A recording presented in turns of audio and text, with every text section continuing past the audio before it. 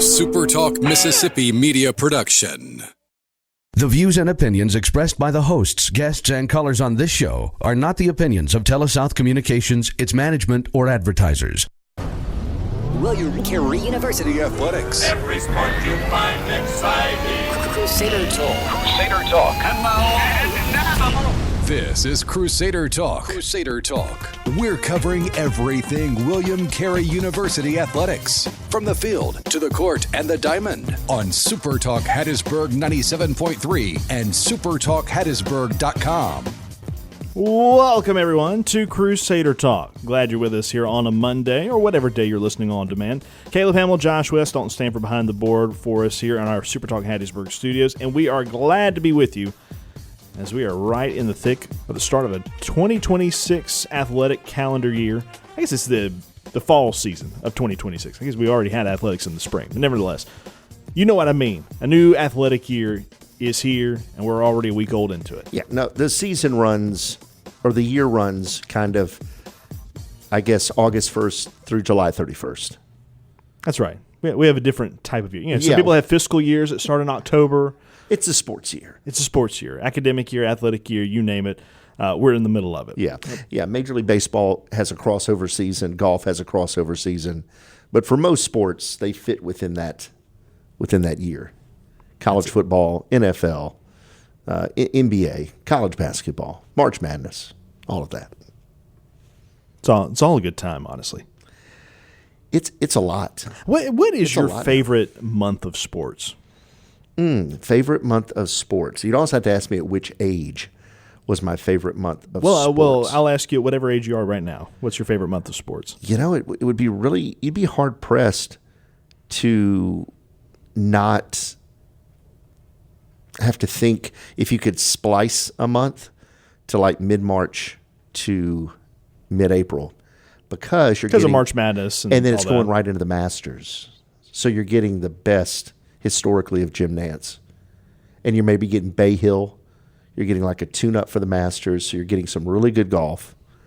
And then you're getting, you're right before the NBA starts. You're right at the start of come out of the play in Super Bowl. College baseball. If you're talking about D1 stuff or William Carey, it's right in the thick of this conference play. That's right. Well, yeah, so college baseball, yes, if you went mid-February to mid-March, or is it, no, mid-March to mid-April, yes. College baseball, Masters, March Madness. I mean, that's a really... There's no football in there, but I'm with you there. Really tough to top. Well, was no football. Well, now you've got minor league football now. That's true. If you're hunting, you can find it. Yeah, I mean, but isn't it crazy how I was talking to... It was a conversation I was having in Baton Rouge on last Thursday, and the conversation was talking about the emergence of professional women's softball, professional women's baseball, again. A league of their own. A league of their own. So just the opportunities for women after, college, after the college game. And so just, banana ball's gotten huge. It's only getting bigger. True. They're going to actually play. Have you heard any more details about what their season's going to look like? No. And this is relevant to Crusader Talk because we have a former Crusader that is in the league. That's right, Bobby Leday. Yes. Indianapolis Clowns. And so are they having some type of a tournament at the end of this year? Did I catch that right on a graphic on social media? They always have a year-end tournament. I say always. They have done a year-end tournament. I actually think the Savannah Bananas almost didn't make or did not make the final last year, oddly enough. But nevertheless, yes, they do play a tournament at the end and have an overall banana ball winner. Yeah. So, I mean, we've got it all now. We've got it all. We had the Little League Classic this weekend, and the Atlanta Braves squeaked it out. That's it. Hey, and also, just thinking about the time of year you were mentioning, about March to early April, that's also prime weather for some outdoor sports consumption if you're a spectator. Mm-hmm. That is top-notch, especially if you're going to be out watching baseball. Oh, yeah. You really, it can be, you get to regional time, you get to super regional time in Mississippi, you've got to be very bought in because you're gonna fight for that seat, you're gonna fight for that parking spot, You're going to fight in the concessions line, and you're going to melt wherever you are out in the stands. You're going to see some of the best baseball in the world, but you're going to fight for it. Yeah, there's no doubt about that one. Now, something else that also happens that time of year is beach volleyball. Now, we're not in that season right now. We're in indoor volleyball, which that's something that we can mention as far as things that have happened in the week gone by. William Carey took place in a classic over in Marietta, Georgia. I had okay showing out there. Went 2-2. I'm with you. Did not get a chance to avenge the loss to New College of Florida. Ended up losing that one 1-3 to start off the Invitational. But nevertheless, battle back and won against Florida College the next match later that day. Well, and New College of Florida is a program that at this point this year, it appears they've just got a little bit better feel on their rotation right now. So Coach Shirley is still figuring out exactly what she wants to do with that rotation, who's going to be her first off the bench, and she's not going to be afraid, depending on any given week, any given match, any given set, to make changes, and players know that. And so I think also, too, for these returning players, there's a new level of pressure that is built into that as well, knowing that there's such a sense of urgency. That certainly has paid dividends in practice and preparation for this year, but I would think that there's still a little bit of a mental game going on within those matches. So this has been a good competitive start to the year in terms of scheduling, not as brutally difficult as it was maybe last year, but that's okay with so many new faces and players returning from injury. I think they are just fine. I think the way the depth of that roster and the way that group is built, I think they will be really good when it matters come conference tournament time late in conference season. Well, and the other thing you have to think about is the fact that this is no Joe Schmo team either. This is a team that went 20-5 last year, and they're off to a 7-0 start here in 2026. They're no slouch. And how recent was it where William Carey was not competitive in those matches? It was 0-3, oh, right. And it was not close. It was 25-12, 25-15, 25-18. 3 and you're done. And extremely competitive. There's just a few things they need to, clean up. But again, it's those matches. You know this. I'm preaching to the choir to you here, Caleb, when I say that they need to put players in those pressure situations. They want that early on, to kind of see who rises, who wilts a little bit. It's definitely the litmus test early to know where you are. Yeah, I would agree with that. So volleyball on the weekend not only went 2-2. We'll give you the results. They obviously, like I said, lost 1-3 to New College of Florida against Florida College. I don't know the relation there. Maybe they're stepsisters. But Florida College, they were able to beat them 3-1.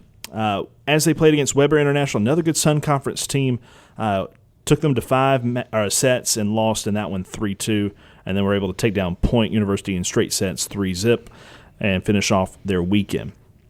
Meanwhile, on the soccer front, not a ton to talk about because it was just men. No women's soccer except for, I guess we did have what was it, Thursday? Yeah, it wasn't at home. It wasn't at home. Yeah, sorry. no ladies at home. I'm getting all stretched out. I've realized that we talked about women's soccer on Saturday and Thursday's broadcast. I didn't get to talk about it on the podcast. So we did have women's soccer since our last episode. Yes. And it was a great start to the Jack Hartley era, a 3-0 blanking of the LSU Shreveport Pilots. And what's the feedback? I want to hear what maybe feedback, you being around everyone on the soccer pitch there at Danny Owens Field, what was the feedback that people were hearing from that match? I think there was a lot of room for improvement, but one thing that stood out was the fact that you had a very similar approach to winning that you saw with a Danny Owens coached bunch, and that's time of possession starves off your opponent. If you don't allow them time to possess the ball, at that point all you're trying to do is make sure you don't have a bad enough slip up to where you offer a wide open counterattack. And at that point, Carey dominated possessing the ball in their attacking end and did not allow LSU Shreveport many opportunities at all. If you break down the box score of it, let's just kind of look at the shots for each side and the shots that were on goal. William Carey took a total of 26 shots. Just under half of them were on target. And then LSU Shreveport just had 1 shot in the first half, 4 in the second half. Of those, 3 were saved, and the other 2 were just wide or high. So that's a dominant disparity of 26-5 in your shots attempted. Well, and those are the stats that we've grown accustomed to over the last few years. And so for them to be able to go out in match 1 and to be able to do that, it says a lot for those returning players and the standard that is still within that program. And like you said, the expectation to win carries on in the Jack Hartley era. That's right. And we'll bring down some of the different personalities that were involved, both in the women's match and the 2 men's matches. Boy, a lot to talk about when it comes to those guys, because a lot of new faces out there, some familiar faces, I should say, but some people you got to keep your eye on. And a lot of goals. A lot of goals, both in the net and a lot of goals in front of this team for how well they performed. I think the ceiling is pretty high. We'll talk about that in a little bit when we come back.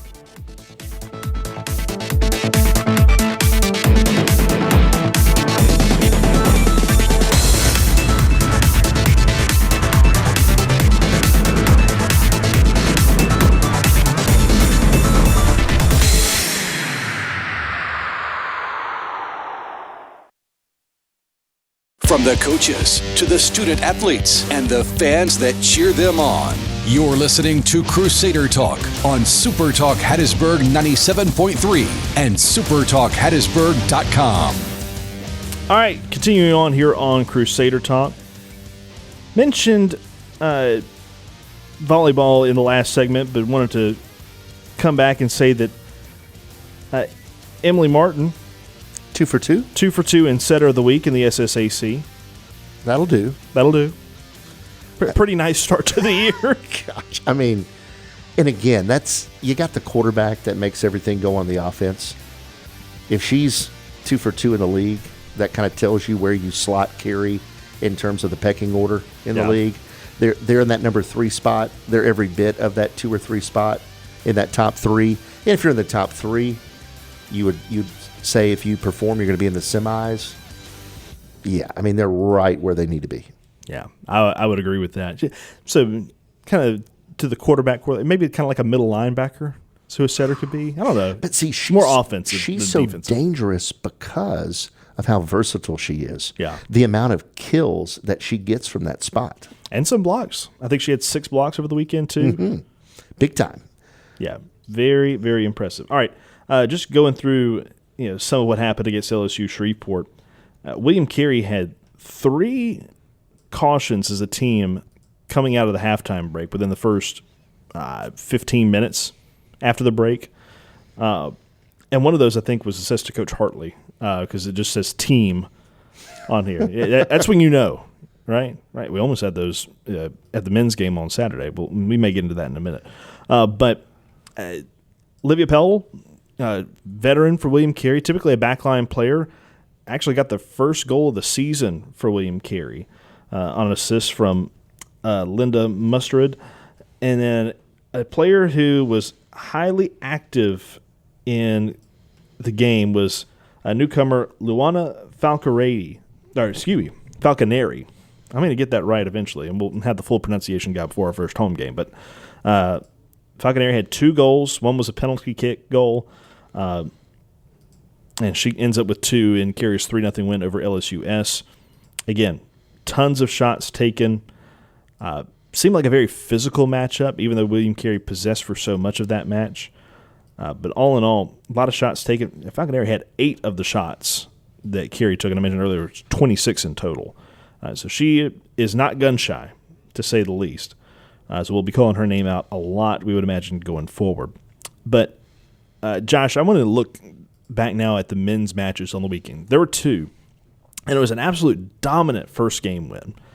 And that's, of course, when we're all in full-on discovery mode. That's what Clayton and I kind of dubbed it on the weekend. You're figuring out what pieces, 1, exist, 2, what these pieces are like and how they will be used more than likely as the season goes on.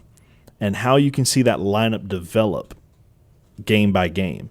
Now, Coach Farrell and company, they use the same lineup to start each match, the first one against Texas Wesleyan and then following against Louisiana Christian on Saturday. But you want to talk about a recipe for success. William Carey has found quite the striker. This is a guy from Arizona. His name is Jean Danitanga. They nicknamed him Horace at some location in the past. He says he goes by Horace. But he scores the first goal of the season in the 19th minute against Texas Wesleyan on an assist from, also newcomer, Soleimani Baldi. That's Balde. And Soleimani? Soleiman. I think it's like Solomon, but a very odd pronunciation or odd spelling. It's like Solomon, Soleimani with an accent. Mane, yeah. Yeah, but Danitanga scored 5 goals on the weekend. Just 5? If you include Thursday, that's the weekend. 5 out of 10. Yeah.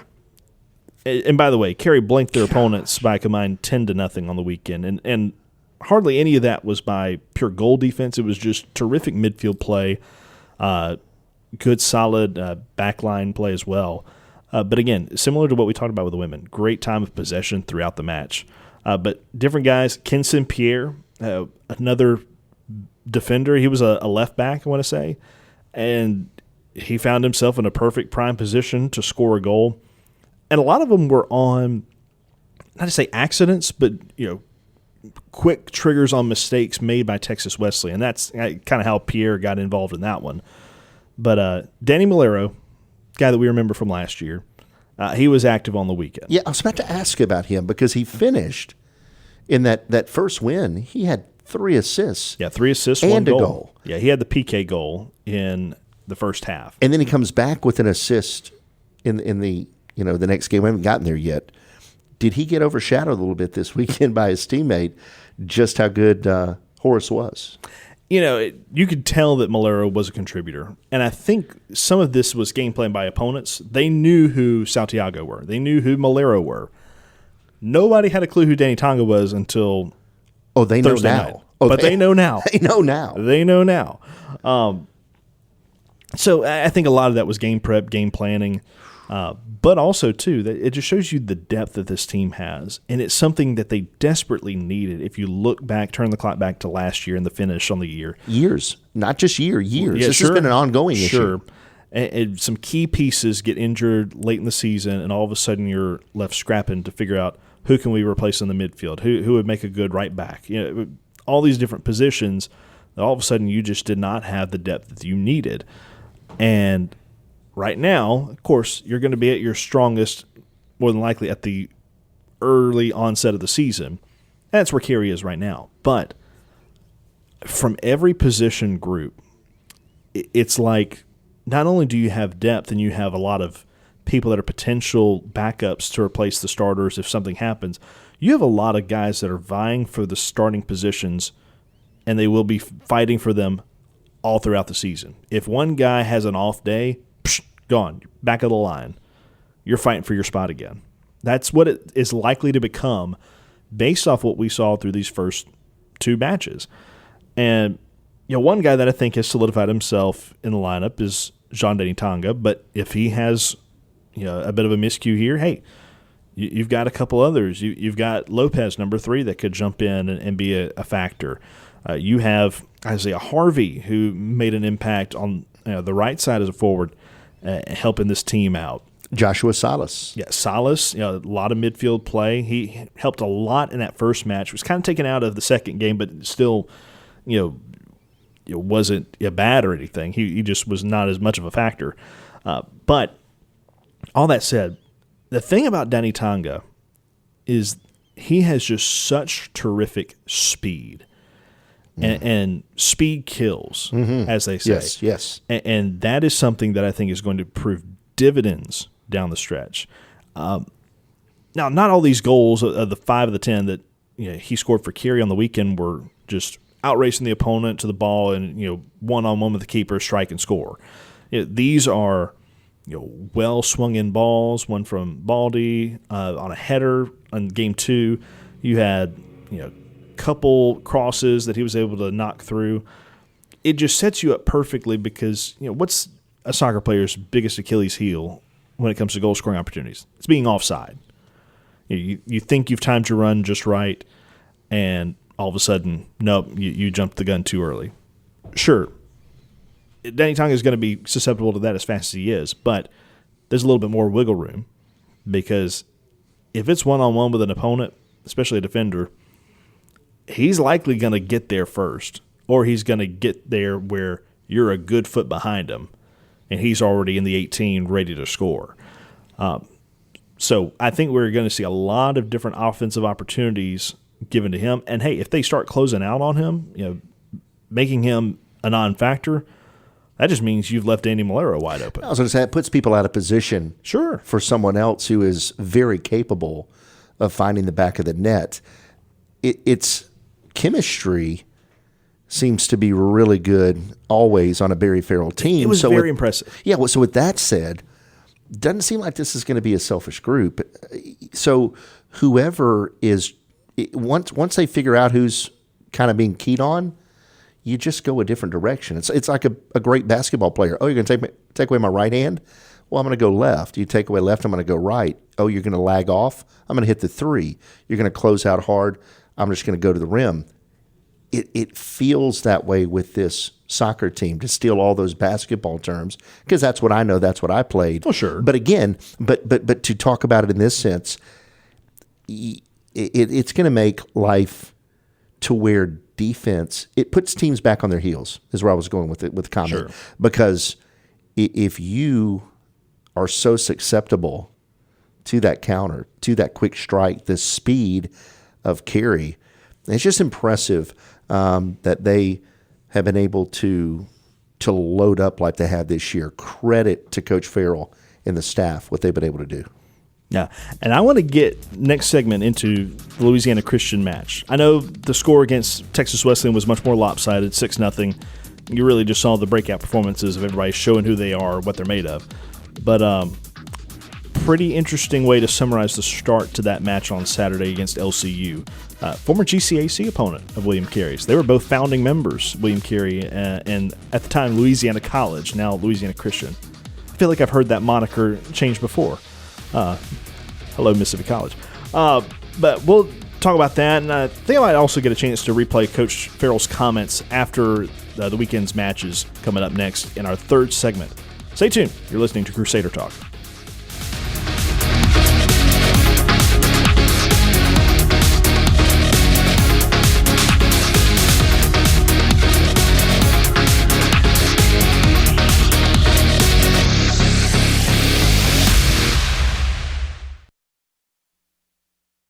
You're listening to Crusader Talk on SuperTalk Hattiesburg 97.3 and SuperTalkHattiesburg.com.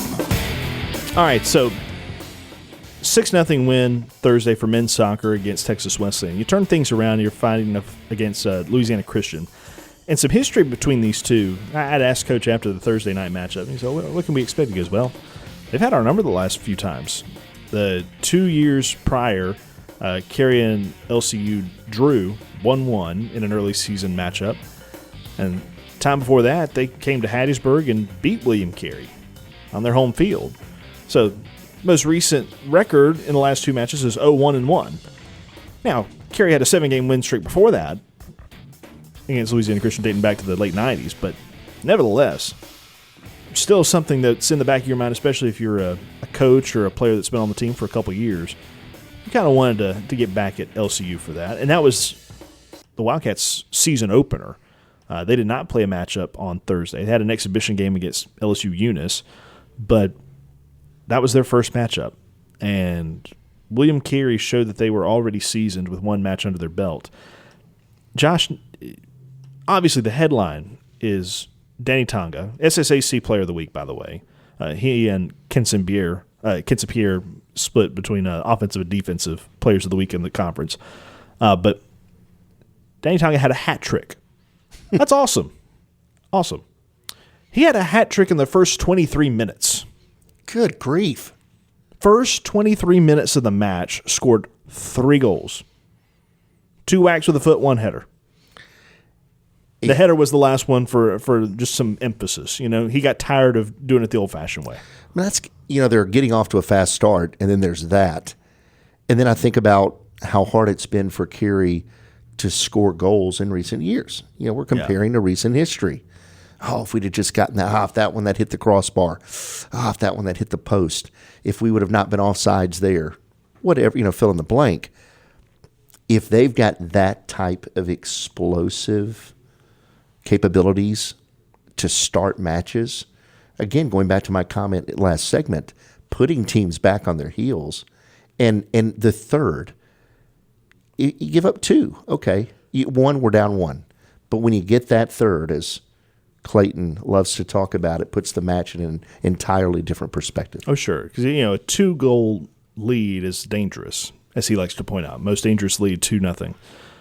Because, you're kind of in a crossroads between protecting, playing sound defense, and trying to be aggressive in scoring. And so at that point, you kind of get lost in the shuffle of what your duty is, and you're susceptible to giving up a quick goal if you're not careful. Getting conservative. Sure.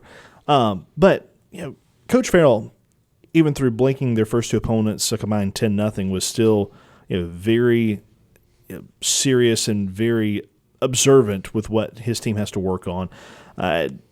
Even, about some of the returners, like Danny Malero pointed out, he missed some opportunities. Penalty kick that hits the crossbar, a wide open shot that he sails as well, and says that he needs to do better, and other things of that nature. But at the same time, satisfied with the results on the weekend. Here's what Coach had to say on Saturday after the win against Louisiana Christian. Coach Barry Farrell joins us here pitch side as William Carey, through 2 matches so far on the year, have dominated their first 2 opponents. 6-0 in the first matchup with Texas Wesleyan, now blanked the Louisiana Christian Wildcats by the score of 4-0. Coach, I think you found a striker. Yeah, he's not bad.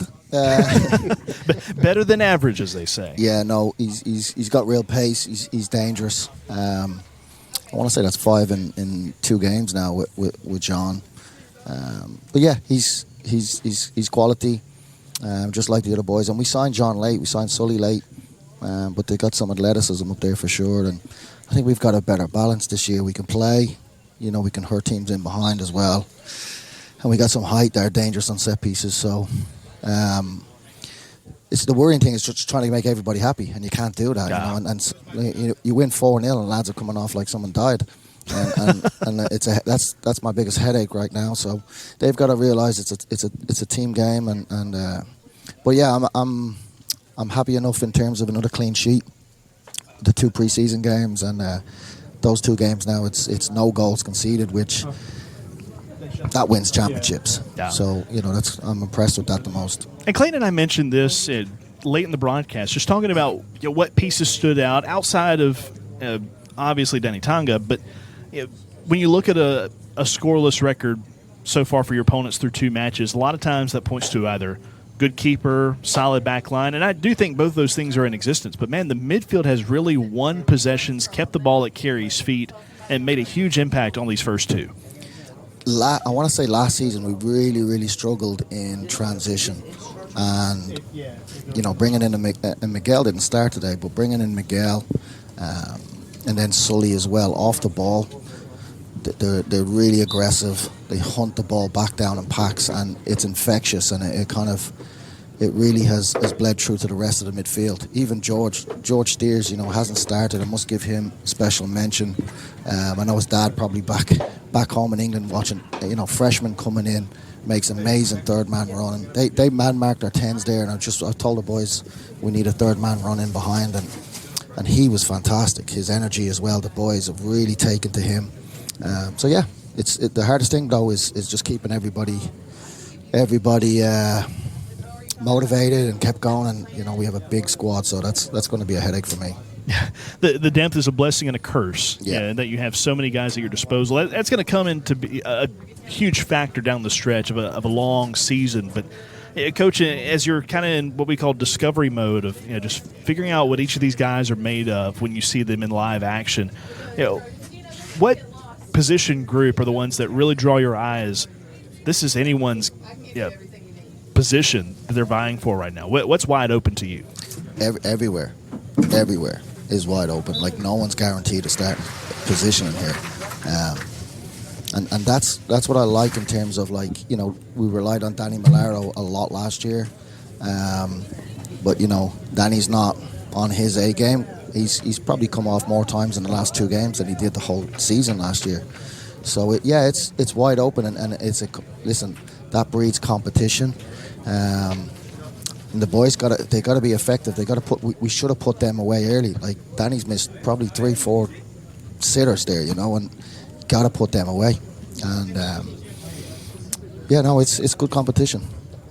With the depth and the coaching staff mentality of you're never satisfied, I think there's a high ceiling this 2026 campaign coming from William Carey. Coach, thanks so much for joining us. Thanks, boys. So that was Coach Barry Farrell joining Clayton and I post-game. Clayton was there. He was just enjoying listening in to all that. We also were down a headset, so that's part of the reason he wasn't part of that conversation. But you could tell Coach has his hands full trying to maintain this roster with how deep it is. That was a point that he brought up a couple times during that.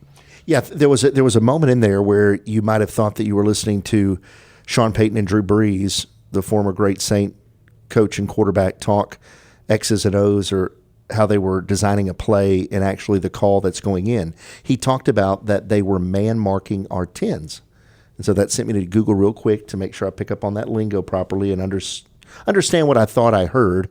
To use a basketball term, face guarding, wherever that player goes, you're denying them the pass. You're denying them space. You're denying them a touch. If that continues, if they are that lethal, and not just one, if multiple players for Carey are that lethal, that spreads it out for so many other people that are capable when given a little bit of space. You might have another 3 to 5 guys that just need that extra bit of space to where that defender can't get over and help. It just clearing them out. You go stand in a corner, you go clear out because you're taking 2 of their best defenders out of the play. Now you guys go get some. Then what Barry's able to do with that, I mean, it becomes a nightmare to prepare for. Yeah, it really does. And I think back to how LCU tried to play William Carey. They did their best to keep up all night long. They tried to force the issue, and they would win some possessions deep on the defending end, and all of a sudden they could not move the ball around and quickly gave it right back to Carey, and that just, in the melee, set themselves up for a wide-open goal. But all that said, William Carey left, I would say, a lot on the table, especially in match number 2. And some of that were things outside of their control. I didn't tell you this, but we almost had a trainer thrown out of the match because of arguing calls of not getting a foul call because it involved a player getting injured. And you're like, you've got to manage this game or it's going to get worse than somebody getting their shoulder bruised. Because we had already had Solomon Baldy that was in a breakout run, one-on-one with the keeper, and player steps on his ankle, trips him up, and they just continued play. That's supposed to be a red. Right. It could very well be a red. Or, stepped in front of the ankle.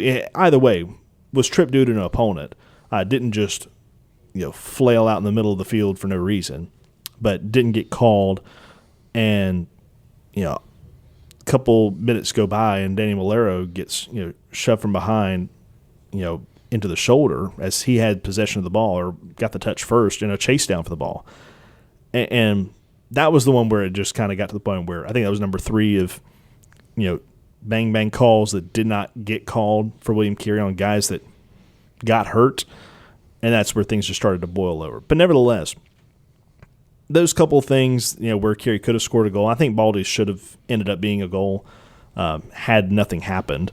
But it was still a well-deserved win for William Carey and a great effort. I got to get this question out quick to you. Because of the skill, because of the build and the depth of this team, do you think teams are going to have to take a physical approach? So as good as some of these Carey guys are they going to have to be stuntmen out there? Are they going to have to really learn how to take a fall?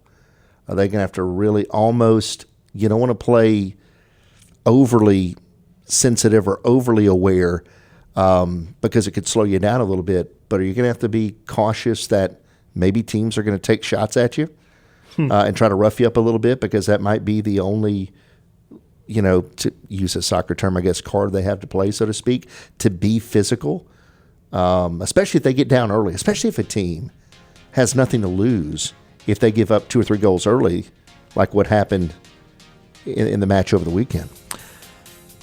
I'll give you this.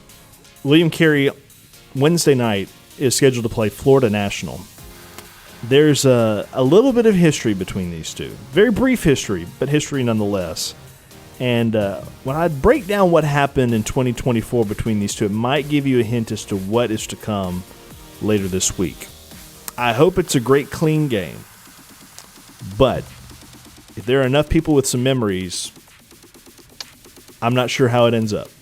I hope it's great. I hope it's interesting. Fun. I hope I don't get thrown out, because that was the only one that wasn't warned in the game on Saturday. But nevertheless, I'll tell you that story coming up. And also, I'm going to talk about a new softball assistant coach that got announced last week. That and more as we wrap things up with you next here on Crusader Talk.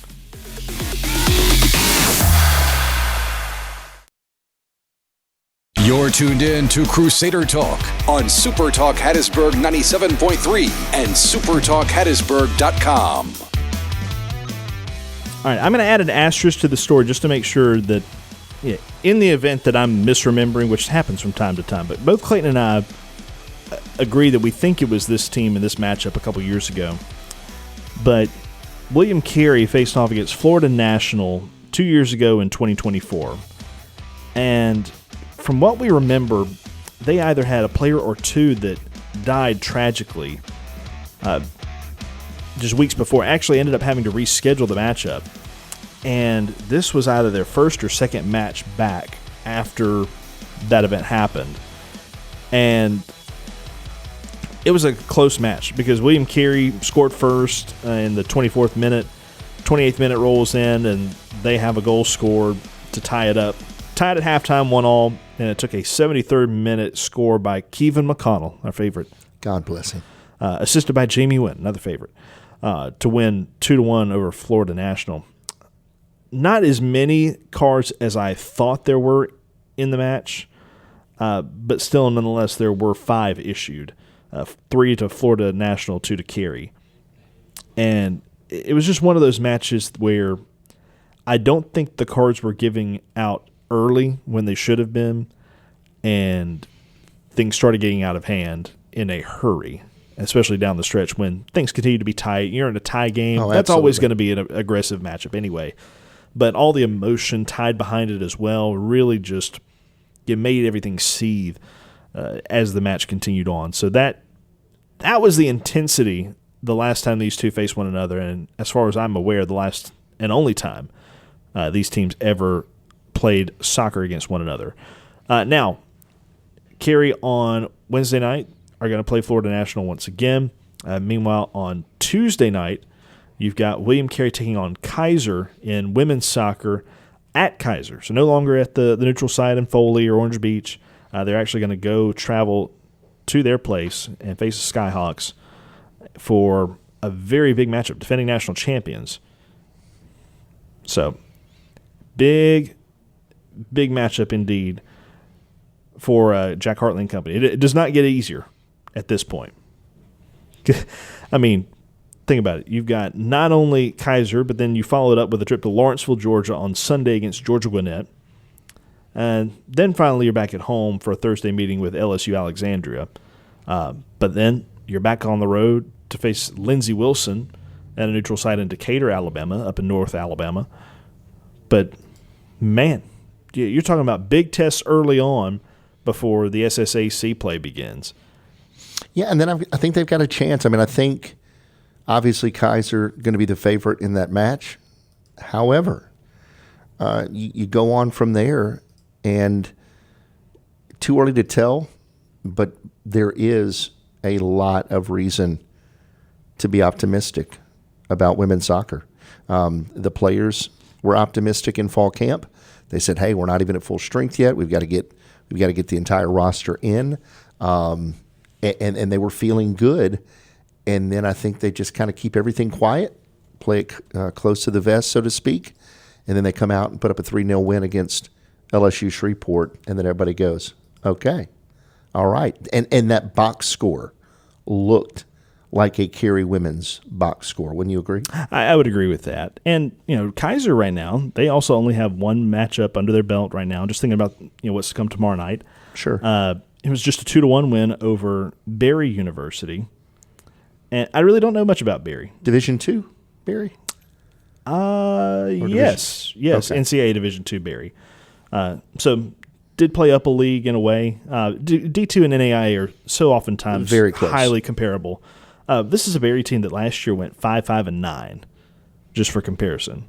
So who knows what kind of Kaiser you're going to face. There's one thing that we have learned about NAIA national championship teams, and that's that they have a lot of roster turnover. You can be pillaged come the next year. Absolutely. Because the bright lights are on you, and every D1 and D2 coach are looking down the barrel and seeing, I can get them, I can get that one, I can get that other one.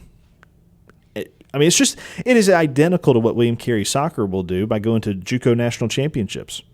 They go out there and they scout out who are the best teams here and say, you can play for me, you're going to play for me, you're going to play for me.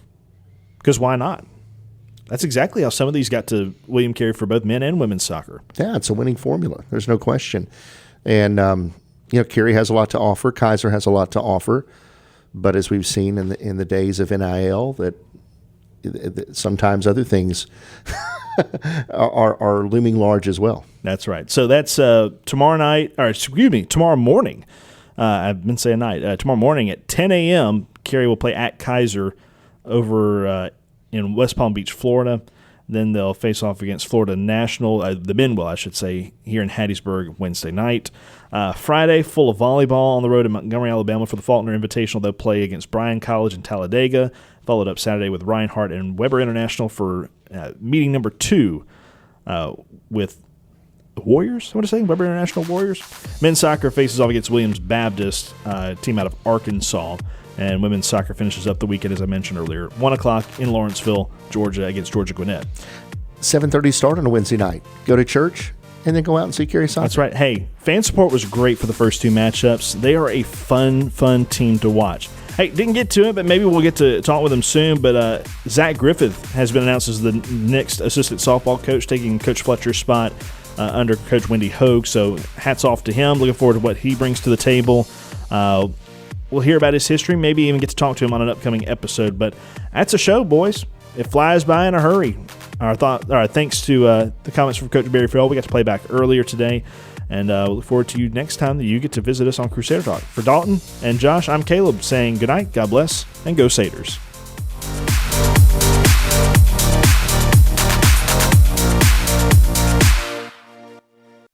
A SuperTalk Mississippi media production.